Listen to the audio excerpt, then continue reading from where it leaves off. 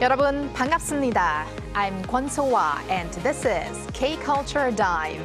Join us in taking a deep dive into the heart of Korean culture, from K-entertainment to AI news. And our K-trend diver Kwon-woo just came back from some Korean traditional markets to fill us in on why they are trending these days. And we're going to do all of that together with my co-host Bella Kim this Tuesday. Hello, Bella. Hi, Soa. And hello to our K-Culture Dive viewers. I'm Bella Kim, back again to co-host and fill you all in with some exciting K-entertainment stories. And today's K-Enter is extra exciting because we'll be talking about K-pop groups setting new milestones and breaking records. All right, then let's kick off with the first record that we're going to talk about. It's about a global K-pop girl group. It's KATSEYE. They are reaching new heights with their latest single, Animal. According to Hype labels, the new song debuted at number 4 on Spotify's Daily Top Songs USA chart, marking the group's highest ranking on the chart to date. It surpassed the group's previous best performances with Internet Girl, which peaked at number 6, and also Pinky Up, which reached number 10. Animal also entered Spotify's Daily Top Songs global chart at number 9 and landed on the chart in 47 countries and regions, including Canada at number 7 and the UK at number 15. Meanwhile, the music video for Animal surpassed 10 million views on YouTube just one day after its release, becoming KATSEYE's fastest music video to reach the milestone. The video also features a special appearance by Hollywood actress Demi Moore, so check it out if you haven't yet.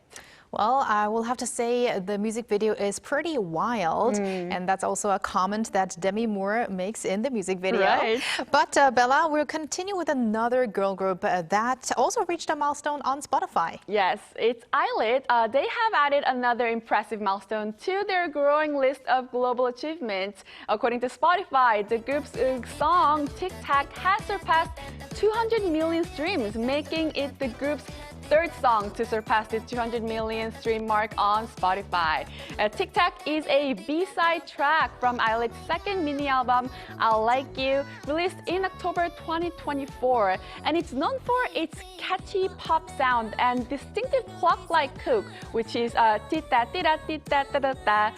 And with this achievement, Islet's total cumulative Spotify streams have now exceeded 2.8 billion across all of their releases.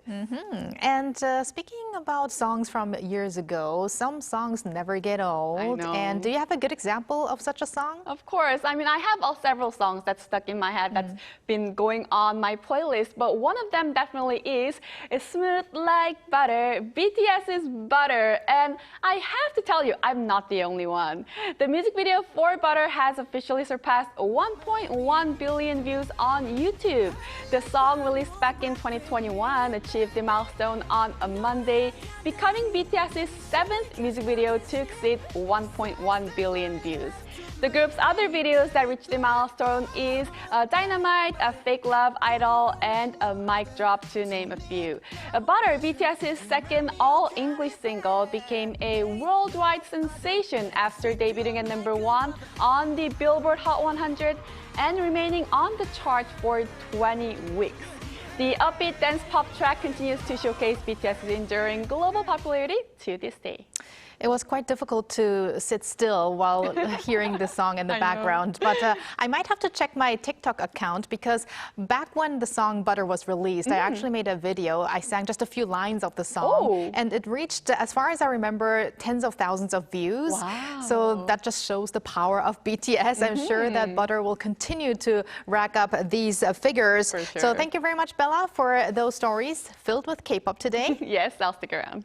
All right. And our AI anchor Arang has more on the culture front, including a future event that'll interest K-pop fans as well. Arang, over to you. Thanks, Soa. Here's your AI guide to the latest cultural headlines from Korea. Let's begin with our top story. Phenomenon, a major K-culture festival centered on K-pop, will be launched next December at Seoul Arena in Changdong and Kintex in Goyang. The Presidential Committee on Popular Culture Exchange, co-chaired by Culture Minister Choi Hyung and founder of JYP Entertainment, Park Jin-young, unveiled the plan at a press briefing on Monday. Named by combining the words fan and phenomenon, Phenomenon is a large-scale festival featuring K-pop concerts, fan awards, exhibitions, and immersive K-culture experiences. The committee also plans to take the festival overseas, starting with a Coachella-style edition in Los Angeles in May 2028. It ultimately plans to build K-culture centers in major cities around the world, each featuring a 20,000-seat performance venue along with spaces for K-culture-related companies. The First Ladies of South Korea and Brazil have strengthened ties through cultural exchanges. In Brasilia on Monday, First Lady Kim Hae-kyung, accompanying President Lee Jae-myung on his state visit to Brazil, toured a Brazilian art exhibition with First Lady Rosângela Lula da Silva at a cultural center. Kim said culture serves as a vital bridge between the two nations and voiced hope the visit would further deepen bilateral friendship and cooperation. Rosângela said the growing popularity of Korean culture in Brazil has fueled interest in learning Korean, highlighting the country's strong enthusiasm for Korean culture. The Culture Ministry is accepting entries for Talk Talk Korea 2026, a global content competition inviting foreigners to share their K-culture experiences. Now in its 13th year, the contest challenges participants to create original content, capturing their first encounters with Korean culture.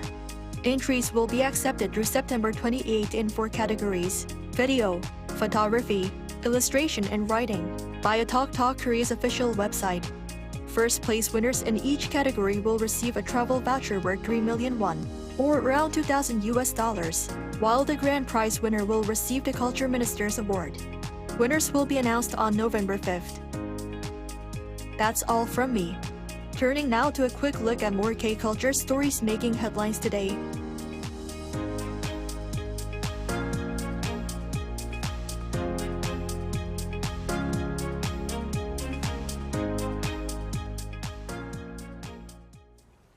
As Korea experiences increasingly intense summer heat, urban forests are gaining attention as more than just green spaces. From providing shade and cooler temperatures to creating places where people can rest and reconnect with nature, trees are becoming an important part of life in and around Korean cities. Park Chae-ryung takes us to Hwaseong, where all of that is taking root. On a sweltering summer day, rows of small green boxes stand neatly arranged across an empty field in Hwaseong, Gyeonggi-do Province. Inside the boxes are 1,600 newly planted Paulownia saplings spread across a 2.4-hectare site. For now, they are no bigger than a hand, but within a year, they're expected to grow as high as 4 meters. The project is part of a public-private effort to create a carbon-neutral forest that can help absorb carbon and reduce urban heat. We hope this place will become more than just a planted area. Over time, we expect it to grow into a forest that helps address the climate crisis and lower urban temperatures. The project is designed as a response to the climate crisis, but it is also expected to help bring down temperatures in urban areas. This place may not look like a forest yet, but in a few years, it'll be covered in Paulownia trees, designed to absorb carbon emissions and lower the heat. Bukhansan Children's Forest in Seoul's Seongbuk-gu district is one example of how urban forests can benefit local communities. Created in 2008, the forest now provides shade for nearby residents and serves as a natural playground where children can experience nature up close. I like Bukhansan Ecological Forest because it offers untouched nature right in the middle of Seoul. Even in this summer heat, I feel refreshed here with the cool breeze, birdsong, and the sound of cuckoos in June. Experts say urban forests help cool cities in 2 key ways: by blocking intense summer sunlight with shade and by lowering air temperatures through transpiration as trees release water vapor from their leaves. A study by the National Institute of Forest Science found that during summer, urban forests had only 2 days above 33 degrees Celsius, compared with 10 in nearby urban areas. For now, the saplings in Hwaseong are still small. But as Bukhansan Children's Forest shows, the trees planted today could one day become places where people cool down, rest, and reconnect with nature. Park Chae-ryung, Arirang News. Fiery red chili pepper sauce. Chewy noodles with an irresistible bounce. This is Hamheung Naengmyeon, one of Korea's boldest tastes of summer. Its name tells a hidden story. Ironically, this dish wasn't called Hamheung Naengmyeon in Hamheung, now part of North Korea's Hamgyeongnam-do province. Locals simply knew it as nongma-guksu, or potato starch noodles. Nongma is the Hamgyong dialect for potato starch. The name Hamheung Naengmyeon was coined much later in Seoul by people who could no longer return to the northern city they called home. Its origins lie in the rugged potato fields of northeastern Hamgyeongdo province. Potatoes flourished where little else could, and their starch was pressed through a noodle mold to produce noodles with an unmistakably chewy, springy bite. Topped with spicy seasoned flatfish, they became the original bowl of Hamheung noodles. Then came the winter of 1950. As the Korean War engulfed the peninsula, more than 90,000 refugees boarded evacuation ships from Hungnam Port, just south of Hamheung. For many, it was a one-way journey, a final farewell to home. Starting over in Seoul, Hamheung refugees improvised. With potato starch hard to find, they turned to sweet potato starch instead. And they gave their beloved noodles a new name, one that kept their hometown alive: Hamheung Naengmyeon. Its magic lies in the tension between texture and flavor. Springy starch noodles meet a sweet, tangy, tongue-tingling chili sauce. Today, this spicy mixed version is the classic. Add spicy marinated raw fish, the original topping, and it becomes Hue Naengmyeon.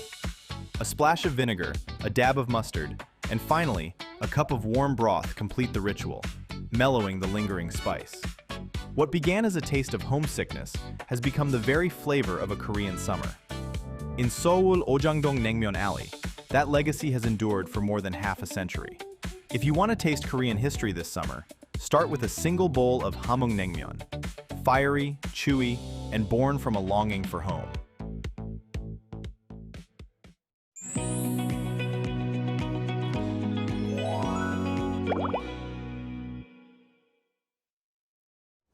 These days, if you ask foreign visitors where they plan to go in Korea, there's one answer you hear again and again these days: traditional markets. From Gwangjang Market to Dongmyo and Namdaemun, market hopping has become a must-do travel experience. Now, let me ask our very own Bella, when was the last time that you went to a traditional market? Actually, not too long ago, because I actually have a traditional market near my house. Oh, I thought you have. Oh, no. You own a traditional market. No, not yet. I do have one near my house, so I went there to grocery shop and also to, of course, eat. But these traditional markets used to be just a place where locals simply went grocery shopping, but now they've become a trendy destination where people eat, shop, and also take photos, and even not only people only from Korea, but from abroad as well. Exactly. While it is a place where you and I just casually go, today we're actually going to find out why international visitors are also so fascinated by Korea's traditional markets. And we're going to find that out with our trend diver, Konu, back in the studio. Welcome, Konu. Hi, Konu. 안녕, divers. It's your favorite trend diver, Gon. Ooh, on duty. Okay, welcome, Konu. Are you going to explain to us what you have on your hands there today? Well, the question was expected. Y'all might wonder what I got on my hands right now, and these are called Iteri towel, which is Korean exfoliating towel. You can call it K-scrub towel, and I went to traditional market myself just to buy this to only show you my divers right here. And these days, this K-scrub towel is creating huge buzz on social media worldwide, and the view count for this hashtags Korean scrub or Korean scrub towel or session have increased by over 300% in the last 2 years. And it has reportedly become a must-buy item among foreign tourists visiting Korea. And I personally think this trend started with the content featuring BTS, as you mentioned, Bella, earlier. BTS is going worldwide. They actually visited a 찜질방 dry sauna, Korean dry sauna, experiencing Hwangtobang culture, drinking some shike Korean traditional drink as well. And, you know, shout out to world-class K-pop artists, BTS and Jimin and Jungkook. Thank you very much. I mean, and this also makes it a very perfect gift. If you ever visit Korea, you do want to buy those for your families and friends. I can tell you that for sure. Okay, well, just like the exfoliating towel that you brought here today, I guess these daily items have become so popular for foreign visitors. So could you tell us why?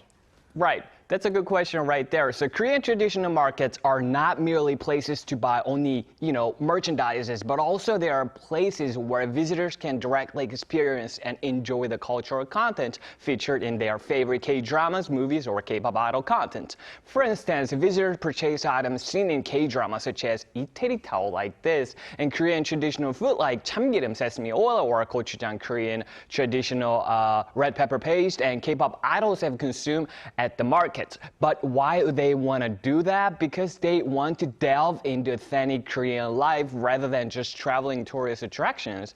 And, as a trend in Korea, tourism actually evolved from a monotonous shopping style of simply visiting locations to where visitors first encounter authentic culture of Korea right here, then experience it firsthand upon arriving in Korea, and sales at the Korean traditional markets actually, they soared up to 15.8% in just 3 years. Wow. That is spectacular right there. It is. Definitely. And I definitely noticed the change because when I go to traditional markets, now I see a lot of foreigners visiting as well, not only the local people.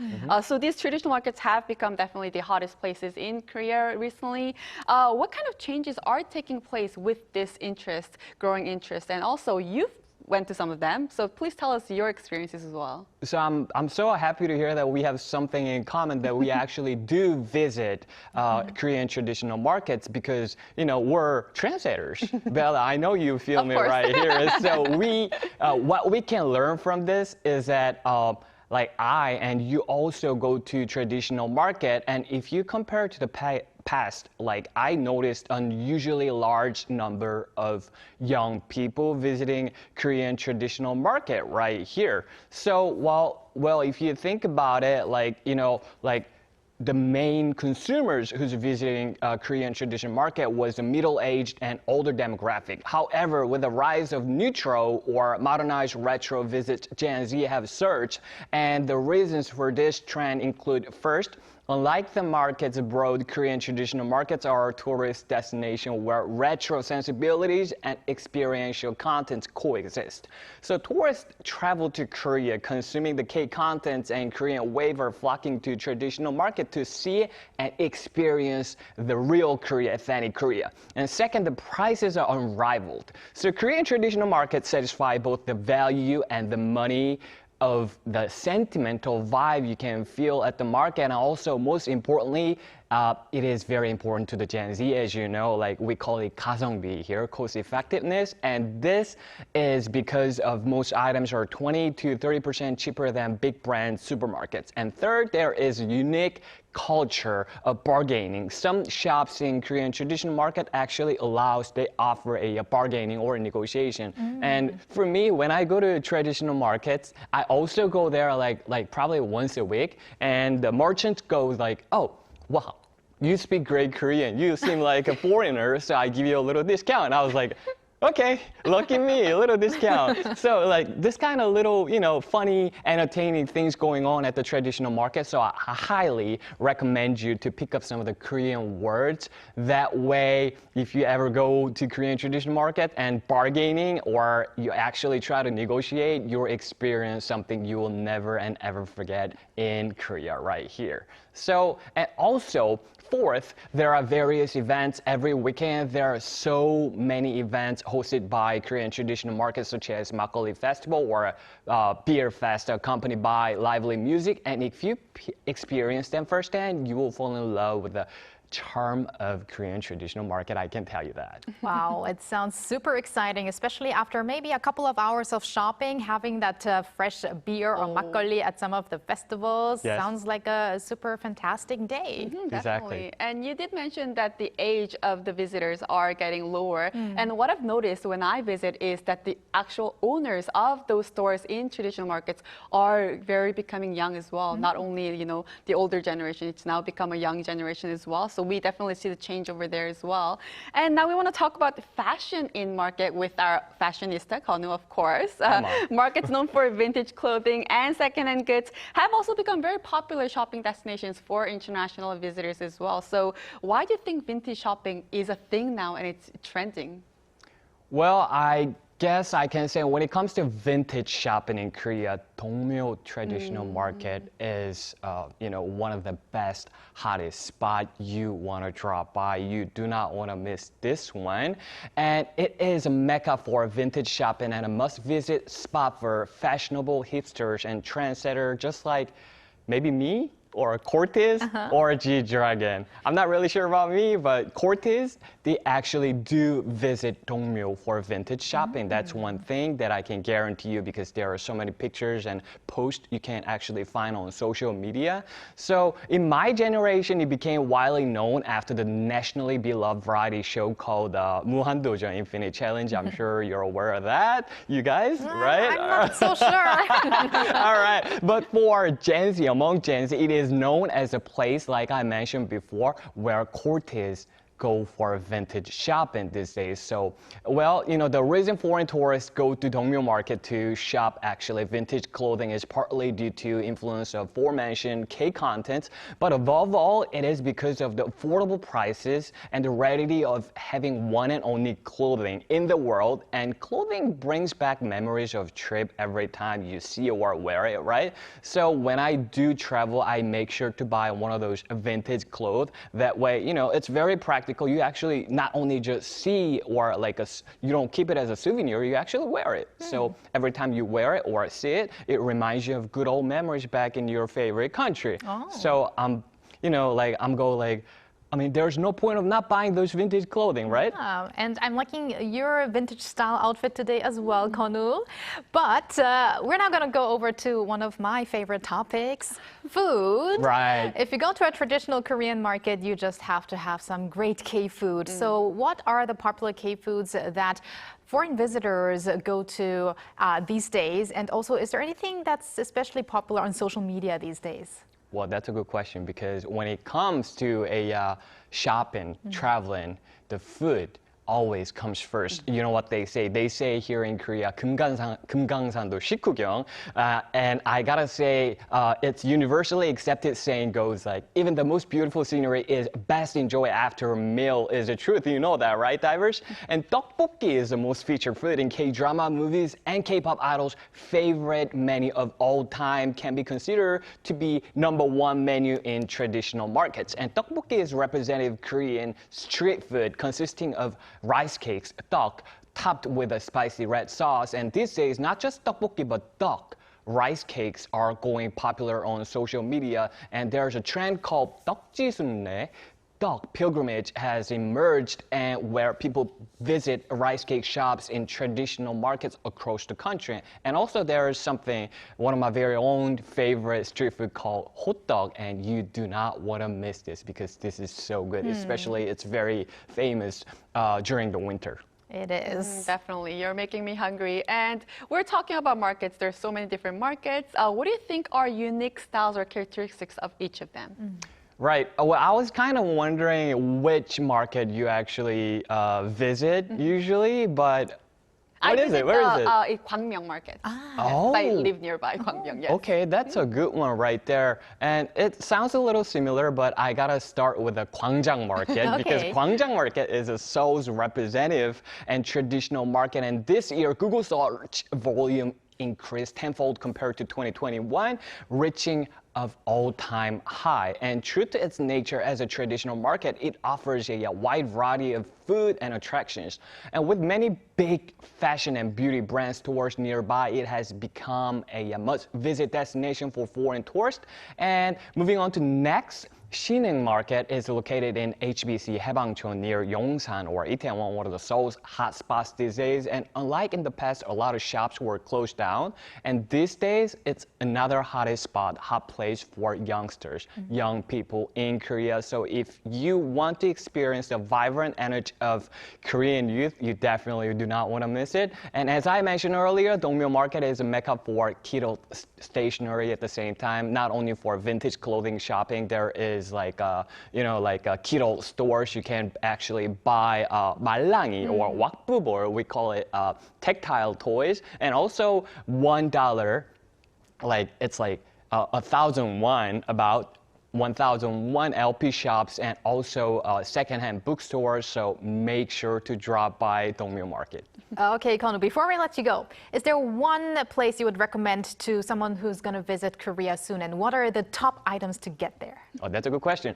Make sure to visit Dongmyo Market. It's the hottest market. I mean, it's my very own personal opinion, but there's good food. Like, make sure to try 고기튀김. 고기튀김 is very well known in Dongmyo Market, so make sure to try 고기튀김, 잔치국수, and 비빔국수, a bunch of noodles with a broth or without a broth. And also, 3 items you must buy in Dongmyo Market is actually, like I said, vintage shopping. Make sure to buy one of those clothing, and K scrub towel. Make sure to get one of those. These are only 1,001, 1 to 2,001, which is very, very reasonable and also compact. So give this to your friends or families, and also make sure to buy coffee mix powder, instant coffee mix powder, because this, well, you will not regret it. You can count on me on this one. So these 3, please remember, divers, and I love you, and Dongmyo. Remember that. Okay, thank you very much, Konu, for your trend insights. Give us one of these as a souvenir later after the show. Yes. Oh, okay. Please. Okay. Yeah, sure thing. Okay, and we're going to see you next time. All right. Thank you.